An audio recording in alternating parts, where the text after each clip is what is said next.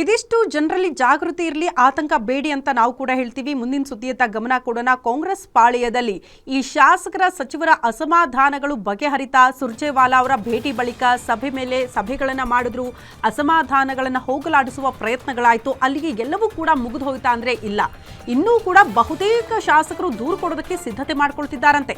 40 ಶಾಸಕರ ಸಮಸ್ಯೆಯನ್ನ ಬಗೆಹರಿಸಿದ್ದ ಬೆನ್ನಲ್ಲೇ ಮತ್ತಷ್ಟು ಶಾಸಕರಿಗೆ ಬುಲಾ ಹೋಗಿದೆಯಂತೆ ಸುರ್ಜೇವಾಲಾ ಅವರ ಕಡೆಯಿಂದ. ವಲಯವಾರು ಶಾಸಕರ ಸಮಸ್ಯೆ ಆಲಿಸುವುದಕ್ಕೆ ಸುರ್ಜೇವಾಲಾ ಅವರು ಮುಂದಾಗ್ತಿದ್ದಾರೆ ಎನ್ನುವುದು ಬಹಳ ಸ್ಪಷ್ಟವಾಗ್ತಾ ಇದೆ. ಅಲ್ಲಿಗೆ ಬಹುತೇಕ ಶಾಸಕರನ್ನ ವಿಶ್ವಾಸಕ್ಕೆ ಪಡೆದುಕೊಳ್ಳುವ ಕೆಲಸವನ್ನ ರಾಜ್ಯ ಉಸ್ತುವಾರಿಗಳೇ ಮಾಡ್ತಿದ್ದಾರೆ. ಆ ಮೂಲಕ ಪಕ್ಷಕ್ಕೆ ಆಗ್ತಾ ಇರುವಂತಹ ಡ್ಯಾಮೇಜ್ ಕಂಟ್ರೋಲ್ಗೆ ಸ್ವತಃ ರಾಜ್ಯ ಉಸ್ತುವಾರಿ ರಣದೀಪ್ ಸಿಂಗ್ ಸುರ್ಜೇವಾಲಾ ಅವರೇ ಮುಂದಾಕಿದ್ದಾರೆ ಎನ್ನುವುದು ಕೂಡ ಬಹಳ ಸ್ಪಷ್ಟವಾಗ್ತಾ ಇದೆ. ಆದ್ರೆ ಸುರ್ಜೇವಾಲಾ ಅವರನ್ನ ಭೇಟಿ ಮಾಡಿ ಬಂದಂತಹ ಶಾಸಕರ ಅಸಮಾಧಾನ ತಣ್ಣಗಾಯ್ತಾ ಅಂತ ಅಂದ್ರೆ ಬಹುತೇಕ ಶಾಸಕರು ಇನ್ನೂ ಕೂಡ ಅಸಮಾಧಾನವನ್ನ ವ್ಯಕ್ತಪಡಿಸ್ತಾನೆ ಇದ್ದಾರೆ.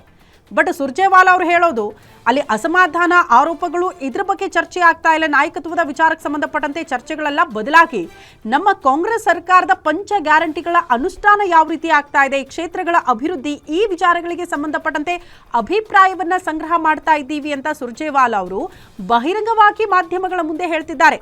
ಆದರೆ ಸುರ್ಜೇವಾಲಾ ಅವರ ಜೊತೆ ಸಭೆಯಲ್ಲಿ ಭಾಗಿಯಾದಂತಹ ಶಾಸಕರ ಸಾಲು ಸಾಲು ಆರೋಪ, ದೂರುಗಳು, ನಾಯಕತ್ವ ಬದಲಾವಣೆಯ ವಿಚಾರಗಳು, ಉಸ್ತುವಾರಿ ಸಚಿವರ ಬಗ್ಗೆ ಅಸಮಾಧಾನ, ಅನುದಾನದ ವಿಚಾರಕ್ಕೆ ಅಸಮಾಧಾನ, ತಮ್ಮದೇ ಗ್ಯಾರಂಟಿ ಯೋಜನೆಗಳಿಗೆ ಸಂಬಂಧಪಟ್ಟಂತೆ ಅಸಮಾಧಾನಗಳು ಕೂಡ